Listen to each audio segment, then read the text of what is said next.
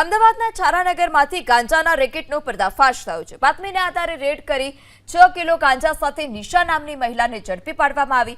પોતાની kidney damage થતા અને પતિ દિવ્યાંગ હોવાથી નિશા ગાંજાનો ધંધો કરતી, જ્યારે રૂકસાના નામની મહિલા નિશાને ગાંજાની પડીકી બનાવી અને વેચવા આપતી હોવાનો પણ તપાસમાં ખુલાસો થયો। નિશા રોજની 10 કિલો ગાંજાની પડીકી તૈયાર કરતી, જેમાં 50 રૂપિયાની પડીકી પર 10 રૂપિયા અને 100 રૂપિયાની પડીકી પર 20 રૂપિયા કમિશન મળતું, જે માટે રૂકસાનાએ નિશાને મકાન ભાડે પણ લઈ આપ્યું હતું, જેમાં છેલ્લા 2 વર્ષથી નિશા ગાંજાની પડીકી તૈયાર કરતી। નિશા પાસેથી એસઓજીની ટીમે 60 કિલોની કિંમતનો 6 કિલો ગાંજો અને કુલ 70,000નો મુદ્દામાલ જપ્ત કર્યો છે। જોકે ગાંજાનો જથ્થો ક્યાંથી આવ્યો અને કોને કોને અત્યાર સુધીમાં તેણે આપ્યો છે તે સમગ્ર મામલે એસઓજીએ વધુ તપાસ હાથ ધરી છે।